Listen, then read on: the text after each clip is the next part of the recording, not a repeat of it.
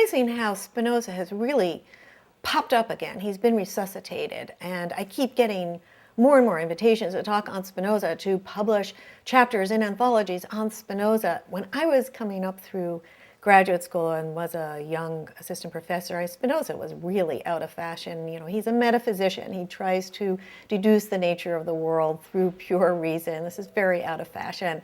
And, you know, for good reason, actually. We need science. We need empirical evidence. We can't just use mathematical reasoning to deduce the nature of the world. However, the man's intuitions were astonishing in so many different fields, in cosmology, in neuroscience, and certainly in philosophy. His intuitions, forget the crazy arguments he gives for everything, his intuitions are being vindicated time and time again. You know, and of course, Einstein is probably the most famous Spinozist. He loved the man. He wrote a terrible poem in German, you know, that begins, you know, how much do I love this holy man? Words cannot tell. It's so there is something about Spinoza that inspires in many, and certainly in me, a tremendous love. Actually, Bertrand Russell calls him in the history of Western philosophy the most lovable of philosophers. What is it about him? He was not loved in his own time. He was excommunicated by his own Jewish community that consisted of Amsterdam. It consisted of refugees from the Iberian Inquisition, the Spanish-Portuguese Inquisition, that had made it a crime punishable by death to practice Judaism. And so his people and his community had been those who were Marranos, who had practiced Judaism in secret.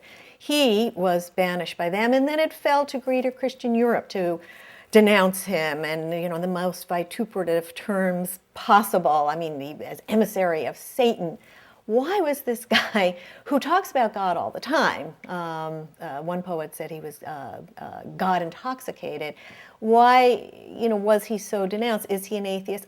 You know, in some sense, I think, yes, he is. If you mean by God something outside of the universe, outside of nature, who created the universe, who lays, whose purpose is threaded throughout human history, who has a purpose for us, who lays down the moral law. If you mean by God all of those things, God, then Spinoza denied the existence of God. His proof for his sort of God is in fact a disproof of all of those gods who reign in what he calls the superstitious religions, including his own, Christianity, Judaism, and Islam.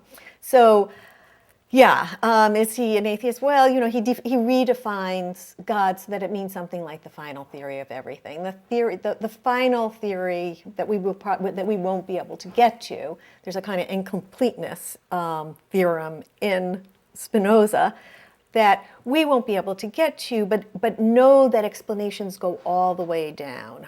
The world, if we understood what the world was, we would see why these laws of nature have to prevail, and why the world had to exist the way it does, and why it had to exist. And that's his notion of God. It's really, and that's why a few string theorists have told me after they read my book, oh yeah, I'm a Spinozist too.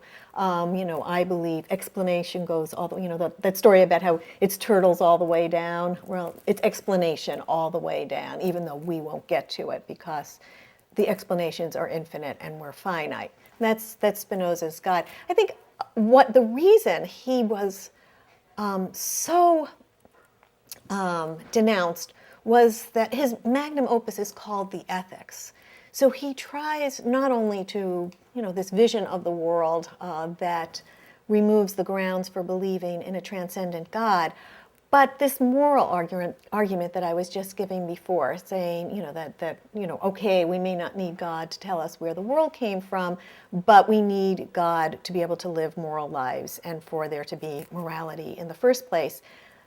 Spinoza tries to ground morality. He tries to derive it out of human nature itself.